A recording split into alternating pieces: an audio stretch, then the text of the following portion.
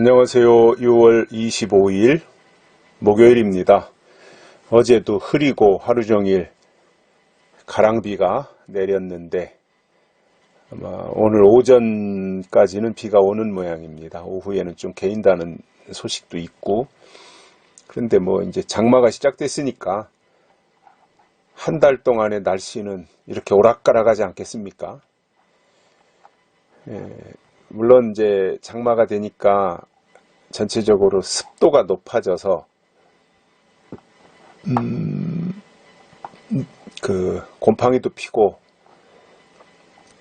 실내에 그 습도 관리를 안 하면 이제 냄새도 퀴퀴한 냄새가 나고 할 텐데, 또 다른 측면에서는 제일 이제 무더울 때인데, 이게 장마로 인해서 구름이 햇빛을 가리고 있어서 좀 덜 덥기도 하다라는 거예요. 이런저런 생각을 하면서 다 좋은 거 없고 다 나쁜 게 없다라는 생각을 하게 되더라고요. 우한 코로나, 우한 폐렴, 이 사태가 오면서 세계적으로 아주 매우 심각한 상황이 연일 이어지고 기록을 세우고 있거든요. 근데 또 다른 측면에서 보면 근래 한 20, 30년 동안 중에서 요즘처럼 공기가 대기질, 이 공기가 좋았던 적이 없다 그래요. 미세먼지가 없어졌고, 공기가, 하늘이 더 푸르러졌고, 공기가 맑아졌고, 그러다 보니 이제 또 자외선 지수가 높아졌다라는 얘기도 있고요. 그러니까 우한 폐렴으로 인해서 여러 가지 참 생사를 왔다 갔다 하는 이 고비를 넘기는 분들도 있고, 또 긴장하고 초조하게 이렇게 살아가는 사람들이 많이 있는데, 이거는 참 나쁜 현상이잖아요. 그런 가운데 또 맑은 공기를 마시고 그야말로 자연 그대로의 자외선을 쐴 수 있는 이러한 좋은 기회도 다가왔다라는 것을 이렇게 생각하면서, 야, 이게 세상에는 다 나쁜 게 없고 다 좋은 것도 없구나. 어떤 게 좋은 만큼 또 나쁜 게 있고, 나쁜 것만큼 또 좋은 면이 있고, 이러한 생각을 가지게 되는데, 이 한여름에 제일 뜨거워야 될 때 때마침 또 장마가 있으니까, 이때 모든 식물들도 더운데 비까지 내리니까, 이때 뭐 호박 넝쿨이고 오이 넝쿨이고 뭐 풀이고 잡초고 다 아주 왕성하게 자라나는 때이죠.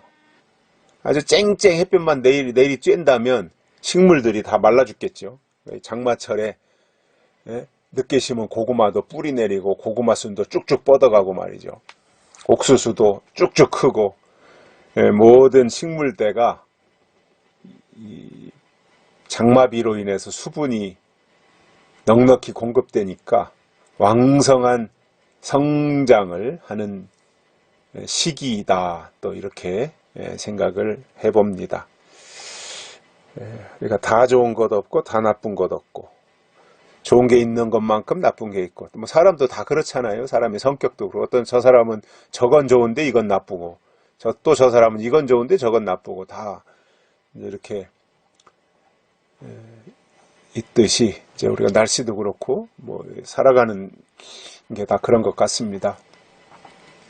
그럴지라도 우리는 이왕이면 좋은 것을 생각하고 좋은 것을 보면서 또 좋은 영향을 우리 주위에 끼치면서 살았으면 좋겠습니다. 오늘 말씀은 요한계시록 14장 3절입니다. 저희가 보좌와 네 생물과 장로들 앞에서 새 노래를 부르니 땅에서 구속함을 얻은 14만 4천인 밖에는 능히 이 노래를 배울 자가 없더라. 아멘. 14만 4천. 이거에 대해서 이제 많은 신학적 문제가 대두되기도 하죠.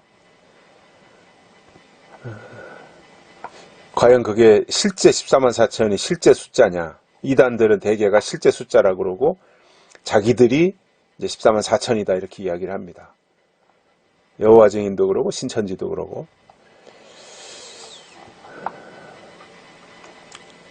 그런데 이제 일반 우리가 흔히 말하는 일반 기성교회는 상징적인 숫자라고 하는 데가 참 많습니다. 왜냐? 이렇게 믿는 사람들의 숫자가, 교회 다니는 사람들의 숫자가 많은데 14만 4천이라고 숫자가 매우 적은 거지요.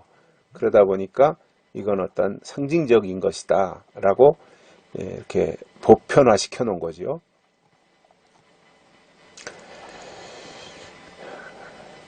그렇다면 우리는 어떻게 생각해야 되느냐, 이 부분을. 또 성경이 어떻게 말하느냐, 그게 제일 중요하잖아요. 성경이 어떻게 말하는가, 14만 4천을 성경이 어떻게 말하는가, 그리고 성경이 말씀하는 것을 우리가 받아들이고 또 그 길로 가야 하는데,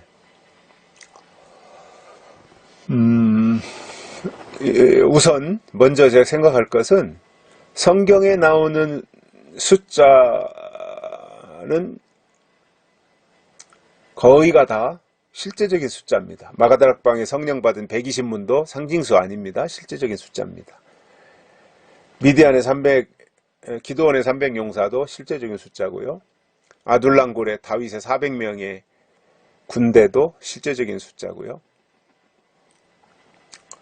이스라엘 백성들 출애굽한 숫자 60만 3,550명도 실제 숫자입니다.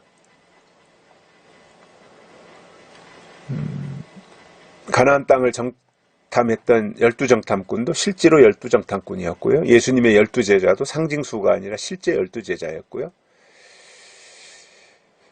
이렇게 볼 때 성경에 나오는 숫자는 다 실제적인 숫자들라는 거죠. 특히 사람과 관련된 것은, 몇 명 이것과 관련된 것은 다 실제적인 숫자였다는 거죠.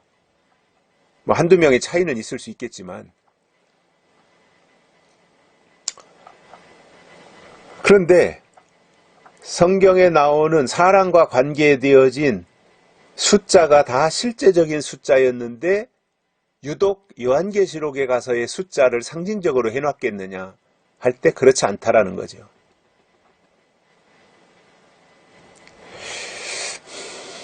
실제적인 숫자입니다. 실제 14만 4천입니다.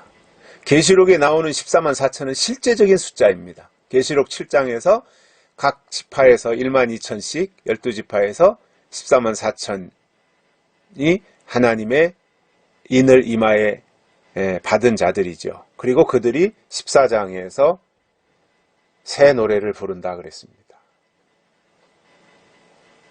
그런데 그 새 노래를 누가 부르느냐? 땅에서 구속함을 얻은 14만 4천인 밖에는 능히 이 노래를 배울 자가 없더라, 이렇게 말씀하고 있습니다. 문제는 뭐냐면 14만 4천 숫자는 문제가 저는 되지 않는다고 보고요. 뭐가 문제냐? 14만 4천만 구원받는다, 이렇게 되면 문제가 되는 거예요. 성경은 어떻게 말하고 있어요? 오늘 본문에서 14만 4천인 밖에는 능히 새 노래를 배울 자가 없다. 14만 4천만 구원받는 게 아니라 14만 4천만 새 노래를 배운다라는 거예요. 새 노래라고 하는 것은 어떤 새로운 시대를 말하는 거죠.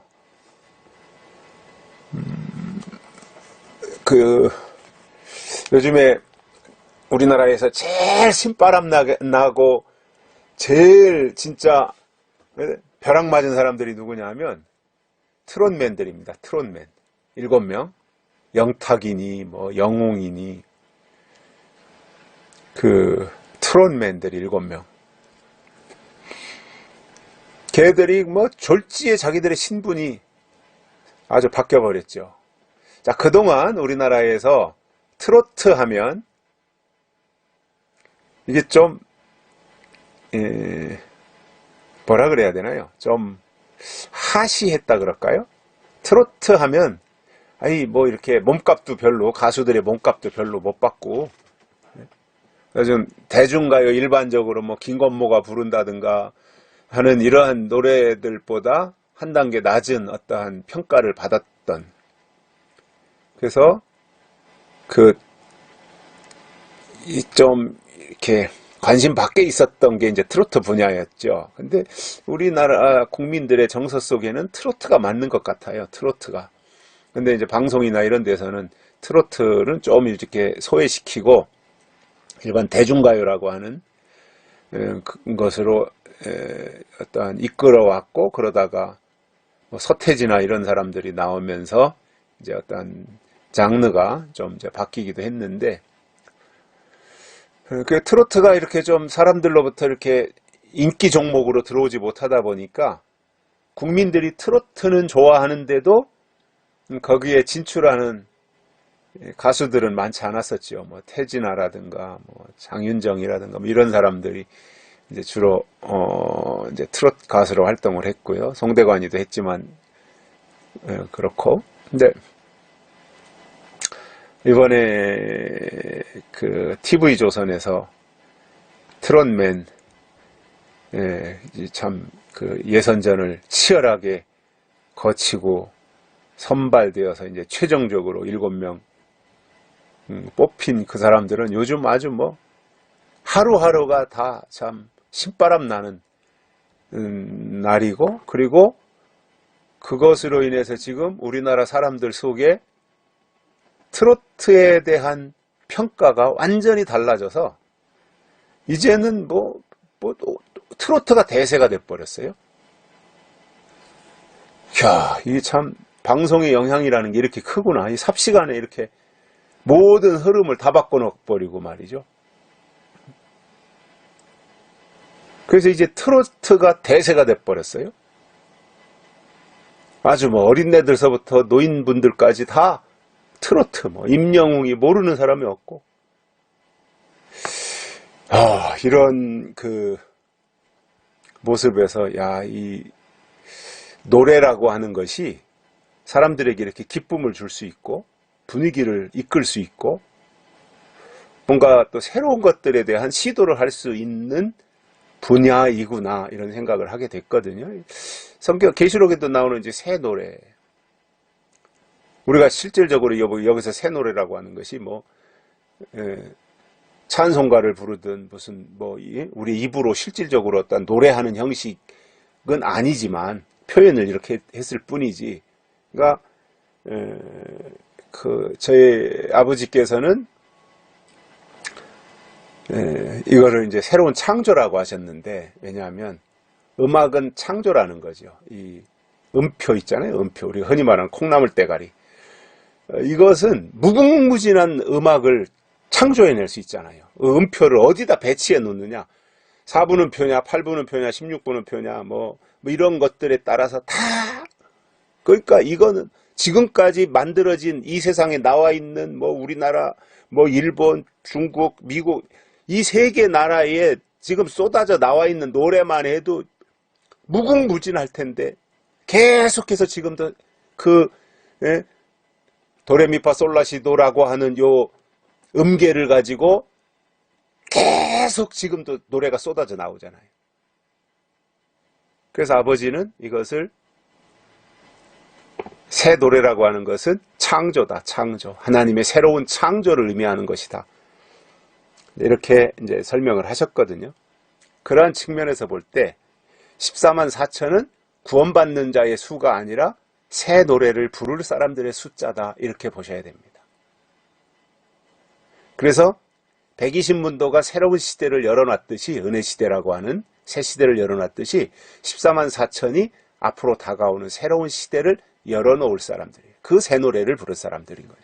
새 시대를 시작하는, 새 시대를 선도해가는 이 역할을 이렇게 설명을 해주고 있습니다. 자, 또 다른 측면에서 보면 120문도가 은혜 시대를 열어놓는 이 큰 역할 있잖아요. 마가다락방에 성령을 받아가지고. 그렇다면 14만 4천이 하는 일은 얼마나 더 크겠느냐라는 거예요. 그죠? 상상해 볼 수 있잖아요. 그래서 우리는 새 노래를 부르면서 이 땅에서 구속함, 이 구원이죠. 구속. 이 세상에 속한 것이 아니라 이 세상의 어떤 제도나 또 이 세상 사람들이 추구하는 어떤 신앙의 형태나 이러한 것들이 아니라 거기서 구속함을 얻어 새 노래를 부를 수 있는 14만 4천의 대열에 들어가야 된다. 이게 계시록의 신앙이다라는 거예요. 그래서 하나님은 앞으로 그 사람들을 위주로 해서 하나님의 하시고자 계획하신 일들을 이끌고 가실 것이라는 거예요. 그래서 은혜 시대는 120문도가 시작해서 이끌어냈다면 앞으로 오는 천년왕국 시대는 14만 4천에 의해서 이끌고 가는 시대가 될 것이다 라고 보는 것이 좀 건전하고 정확한 표현이 될 것이다 이렇게 생각을 하면서 우리가 다 이러한 위대한 대열에서 이탈하지 말고 14만 4천에 포함되어 새 노래를 부를 수 있는 믿음의 장부들이 되시기를 바랍니다. 여기까지 하겠습니다. 감사합니다.